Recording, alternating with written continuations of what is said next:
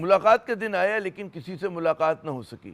سابق وزیراعظم عمران خان سے راولپنڈی کے ڈیالہ جیل میں آج پھر کسی خاندان کے فرد یا پارٹی کے رہنما کو ملنے نہیں دیا گیا۔ ملاقات کا وقت ختم ہونے پر عمران خان کی بہنیں فیکٹری ناکے پر دھرنا دینے پہنچ گئیں۔ بقول بیرسٹر گوہر کے ہم ہر ہفتے آتے ہیں اور انتظار کر کے واپس چلے جاتے ہیں۔ ان کا کہنا تھا کہ ملاقاتیں ہوں گی تو حالات بہتر ہوں گے۔ ملاقاتیں جو نہیں ہو رہی ہے بہت افسوس کی بات ہے۔ ہم نے بارہا کہا ہے کہ ہر مرتبہ آتے ہیں واپس چلے جاتے ہیں، بہنیں بھی چلی جاتی ہے، بشرا بی بی کی فیملی بھی چلی جاتی ہے۔ پتہ نہیں کہ کس نے یہ پٹی پڑھائی ہے کہ ملاقات نہ کرانا کوئی اچھے شگون ہے۔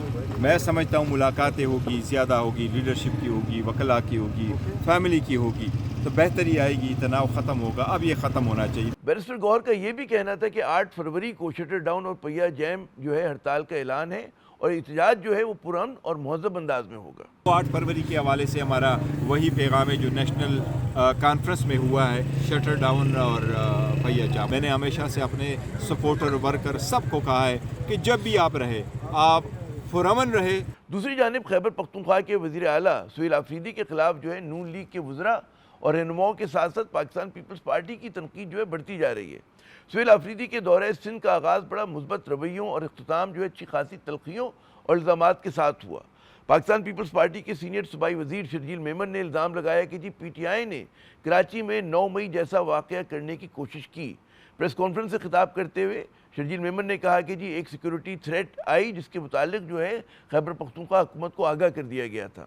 ان کا کہنا تھا کہ سہیل آفریدی کو بھرپور سیکیورٹی فراہم کی گئی اور یہ سندھ حکومت تھی جس نے تحمل کا مظاہرہ کیا۔ خطرناک کوشش کی گئی 9 مئی جیسا واقعہ کراچی میں دہرایا جائے۔ پولیس پہ پتھراؤ کیے گئے، جو پولیس کے افسر جو بیچارے سپاہی جو آپ کے ہماری حفاظت کے ان کو زدوکوب کیا۔ میڈیا کی گاڑیاں اس کے شیشے توڑے گئے، آج ٹی وی کی وین کے شیشے توڑے گئے، صحافیوں کو زدوکوب کیا گیا، خواتین صحافیوں کو نشانہ بنایا۔ حکومت سندھ نے بڑے تحمل کا مظاہرہ کیا۔ نہ پی ٹی آئی کی صوبائی قیادت میں کوئی پرچہ کاٹا گیا جنہوں نے کمٹمنٹس کی تھی حکومت کے ساتھ۔ گورنر خیبر پختونخوا فیصل کریم کنڈی صاحب نے کہا کہ پی ٹی آئی چاہتی تھی کہ سندھ حکومت جلسہ گاہ بھی بھر دے اور انہیں سہیل آفریدی کے رویے پہ حیرانی ہوئی کیونکہ انہیں مکمل پروٹوکول دیا گیا تھا۔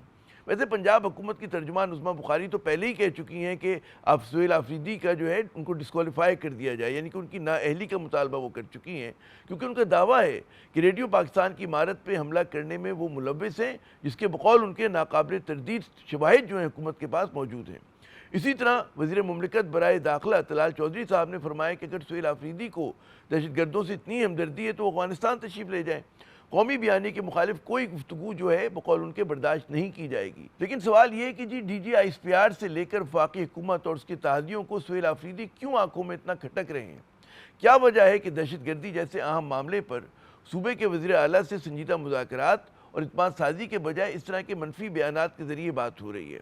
آخر وفاق سہیل آفریدی کو کیا پیغام دے رہا ہے؟ اور سوال یہ بھی ہے کہ کیا پی ٹی آئی پر دہشت گردوں سے ہمدردی رکھنے کا الزام وہ جائز ہے؟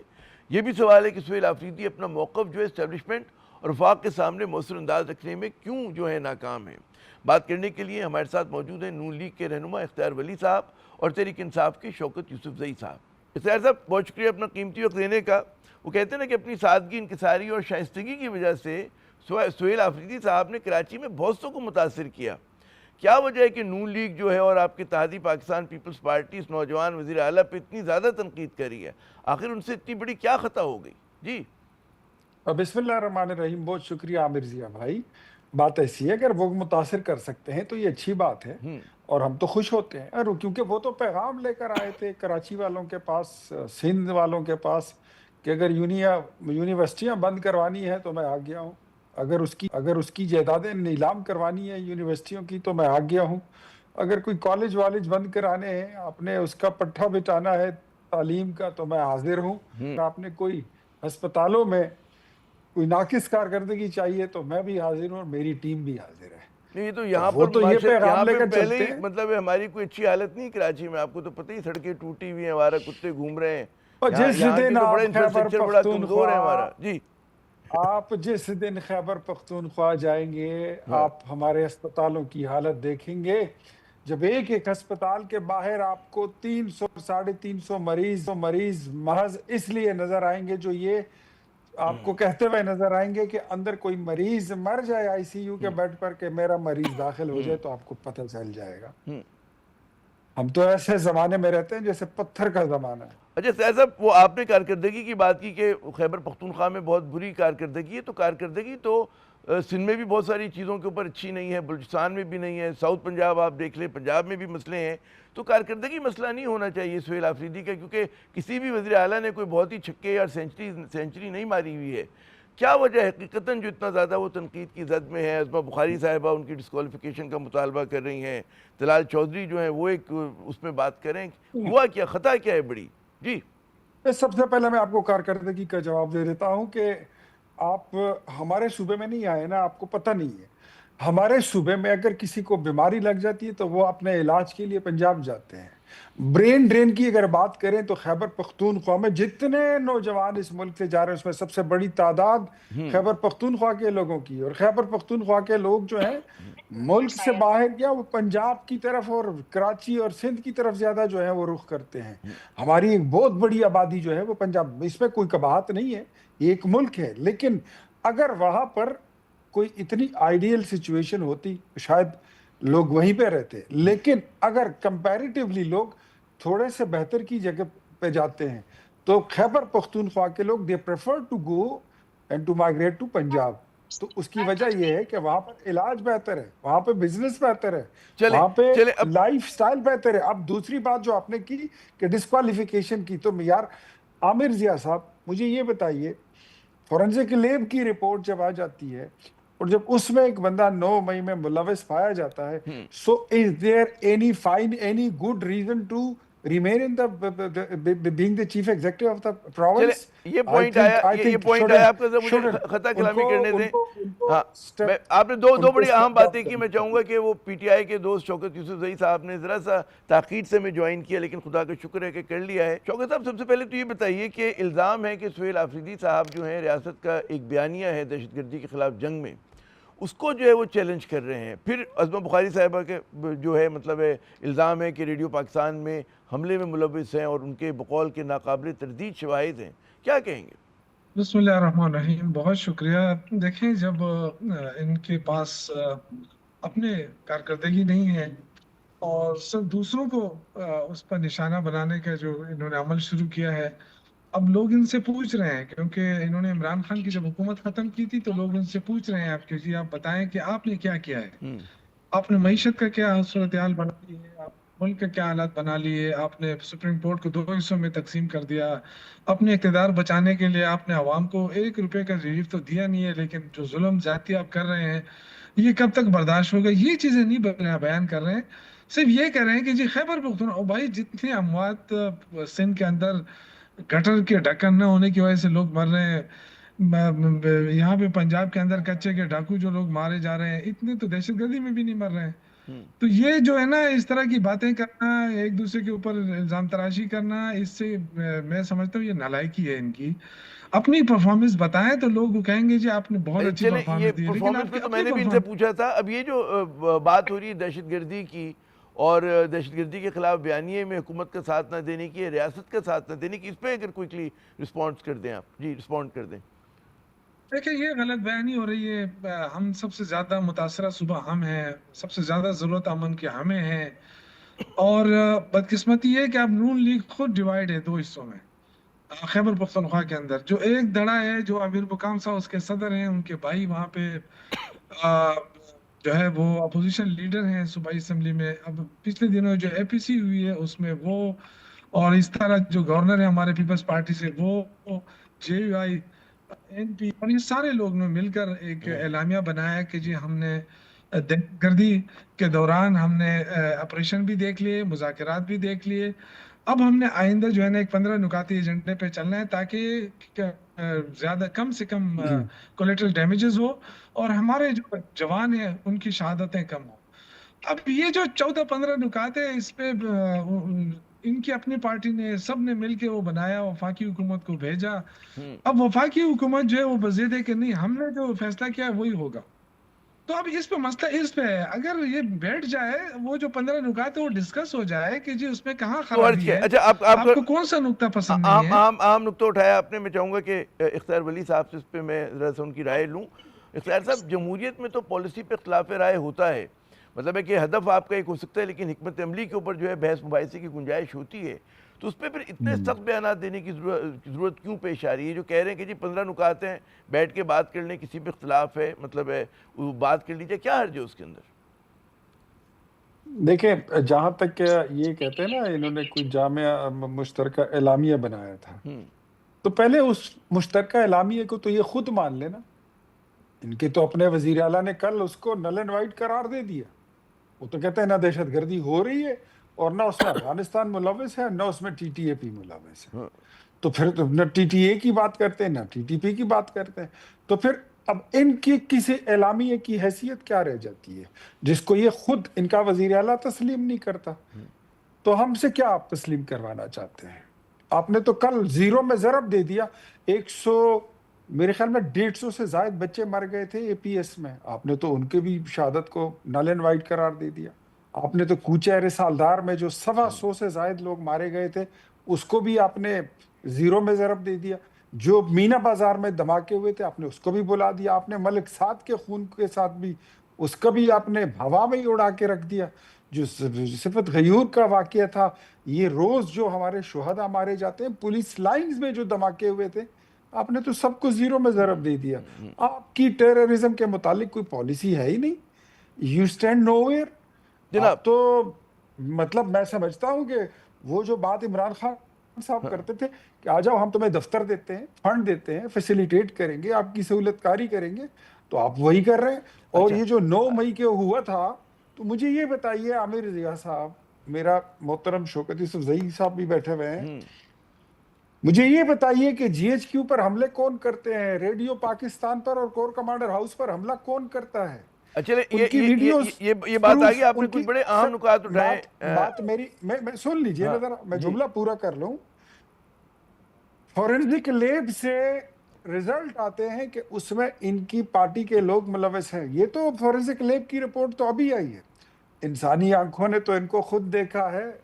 وہاں پر کون کون تھا. میرا بھائی شوکت یوسف زئی جو ہے، ان کو بھی معلوم ہے، پتہ ہے ان کو کہ کس کس نے غلیل ہاتھ میں اٹھایا تھا، کس کے ہاتھ میں بندوق تھی، کس کے ہاتھ میں پیٹرول بم تھے، ریڈیو پاکستان پہ کون چڑھا تھا. میں یہی سوال، اگر مجھے اجازت دیں، یہی سوال جو آپ نے بڑا اہم نقطہ اٹھایا، میں چاہوں گا کہ میں شوکت میں اتنا کہوں گا کہ 9 مئی جیسے حملے جو وارداتیں ہیں، یہ اسی ٹیررزم کا تسلسل ہے، یہ اسی کی کنٹینیوٹی ہے. اچھا شوکت صاحب، اب یہ بتائیے کہ آپ کو کیا خدشہ ہے جس قسم کا مطلب ہے گولہ باری ہو رہی ہے، اور جو الزامات ابھی آپ نے سنے اختیار ولی صاحب بھی لگا رہے ہیں کہ اس میں سہیل آفریدی صاحب کی وزارت اعلیٰ جا سکتی ہے، اور یہ جو ریڈیو پاکستان پہ حملے والی بات ہے جس پہ عظمہ بخاری صاحبہ نے جو ہے کل بڑا سخت ایک بیان دیا، اس میں انہوں کی نااہلی کا مطالبہ کیا، اس کے اوپر ذرا سا آپ اپنا وہ دیں ہمیں رائے. یہ تو دیکھیں بالکل جمہوریت کی نفی ہو رہی ہے نا. جمہوریت کے اندر ووٹ کو عزت دو والی بات ہے. اب عزت ان کو پاس نہیں آ رہی ہے ووٹ کی. اور اب یہ جو اسٹیبلشمنٹ کے سہارے پہ آئے ہیں تو یہ سمجھتے ہیں کہ جی یہاں پہ بھی ہمیں اسٹیبلشمنٹ سہارا دے دے اور ہم یہاں پہ بھی اپنی حکومت بنا لیں. دیکھیں ان کی تو لوٹ مار ختم نہیں ہو رہی ہے. اسکینڈل آ رہا ہے، دوسرا اسکینڈل جا رہا ہے. یہ سوال ہے ریڈیو پاکستان پہ حملے میں تھے نہیں تھے، ویڈیو یہ لوگ گردش کر رہے ہیں سوشل میڈیا پہ، اس پہ ذرا مجھے کچھ بتائیے نا. دیکھیں یہ تو دیکھیں اب فرانزک رپورٹ جو آئی ہے ان کی، اس میں تو بڑے لوگ پھول مجھے نظر آ رہے ہیں، کیونکہ دیکھیں اس میں کوئی وہ نہیں نظر نہیں آ رہا ہے کہ جو لوگ ہیں اس میں وہ واقعی وہاں پہ ہیں، کیونکہ وہ تو کہہ چکے ہیں کہ یہاں کی ہے ہی نہیں ویڈیو. تو آپ نے کس سے مطلب وہ کیا ہے؟ کوئی فیئر ٹرائل اس کو آپ کہہ سکتے ہیں؟ فیئر خود ہی جج بن رہے ہیں، خود ہی وہ کہتے ہیں سزا سنا رہے ہیں، خود ہی بتا رہے ہیں جی یہ انہوں نے یہ کیا، فلاں نے یہ کیا.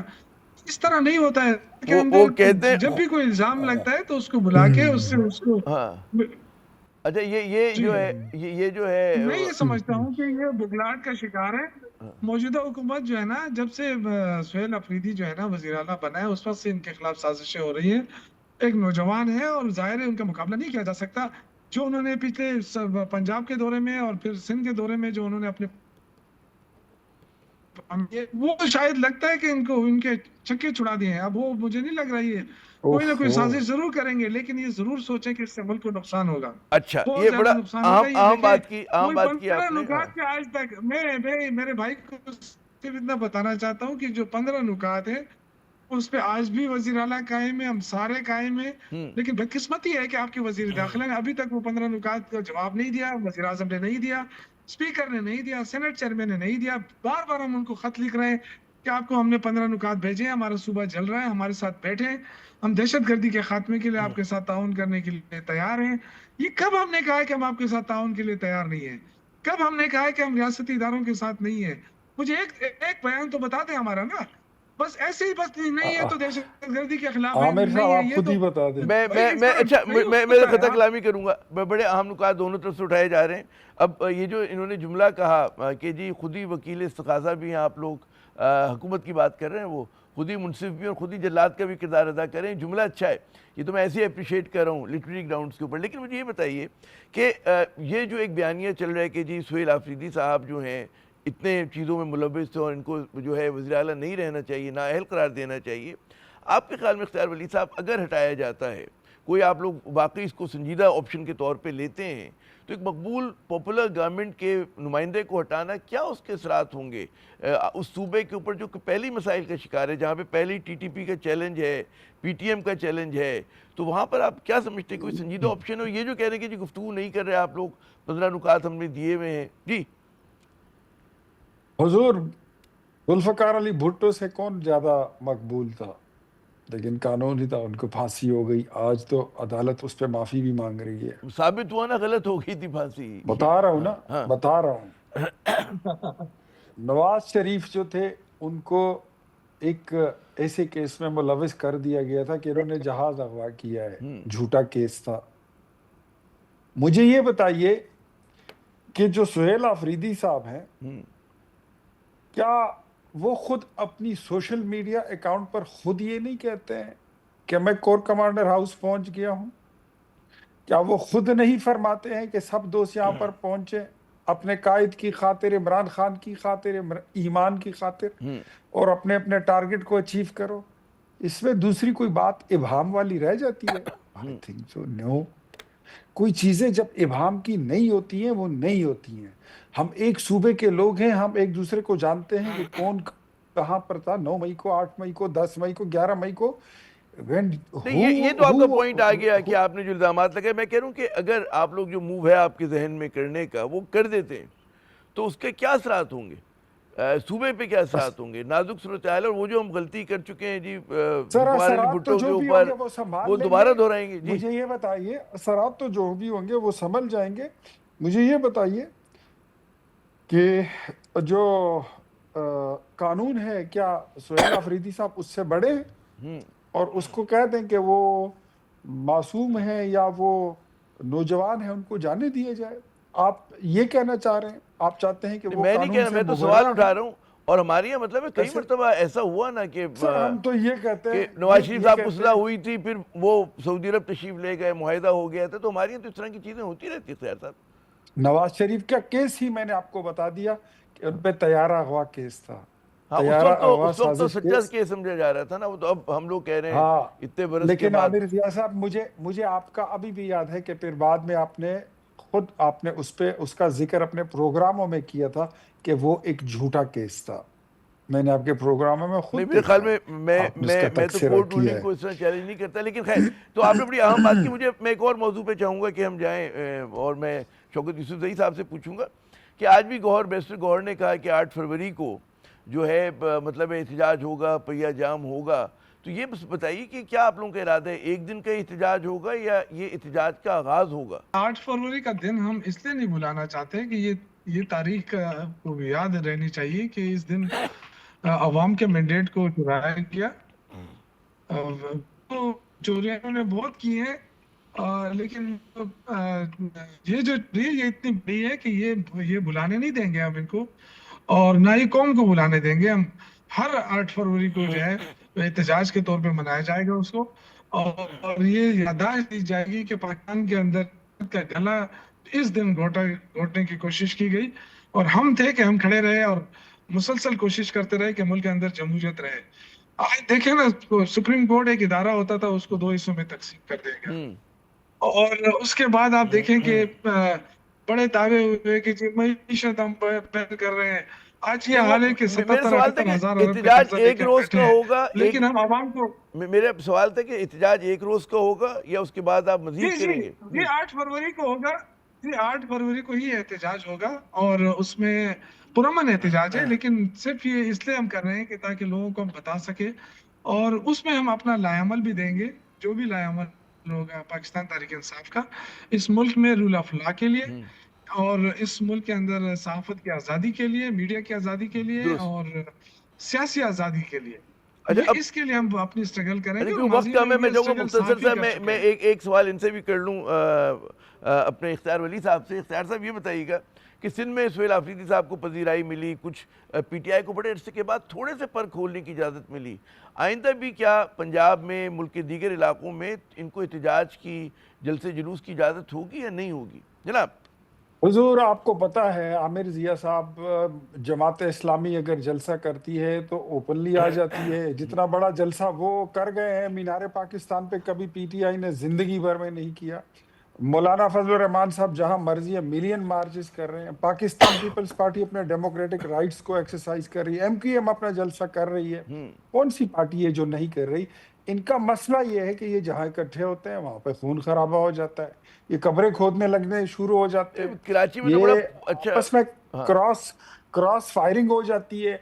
मतलब आप अंदाजा करेंगे ऐसी चीजों को अवॉइड, तब तो इनके जलसे का नाम सुन के आवाम सहम जाती है कि यार ये लोग आ रहे हैं। चले पता नहीं चले फिर आपका कितने मौका लोग आ मारे गया, वो जाएंगे, आपके बयान कितना से लगता कत्ल है होगा, कि- कितना कि खून माशाल्लाह खराबा फिर भी होगा। लोग आ रहे हैं। इजाजत नहीं तमाम मिलेगी। तर प्रोपेगेंडों के बावजूद अवाम इसमें शिरकत कर रहे हैं कोई जी। नहीं आ रहा शौकत तमाम साहब, तर कोई नहीं आ प्रोपेगेंडों रहा, के किधर आ बावजूद रहा हर है? जलसे में कोई नहीं आ रहा, अच्छा, मैं कोई अपने नहीं आ रहा। मैं अपने अपना दिल खुश करते हैं आप, मैं अपने आपका दोनों शुक्रिया। मेहमानों का शुक्रिया अदा करूंगा, इख्तियार वली साहब का भी, शौकत यूसुफ ज़ई साहब का भी, कि उन्होंने अपना कीमती वक्त दिया और जो आखिरी मेरा जो सवाल था उसका जो जवाब मिला, उससे अंदाज़ा तो ये होता है कि तहरीक इंसाफ पे जो पाबंदियाँ हैं, यानी कि पूरे फल पर फैलाने की उनको इजाज़त नहीं मिलेगी।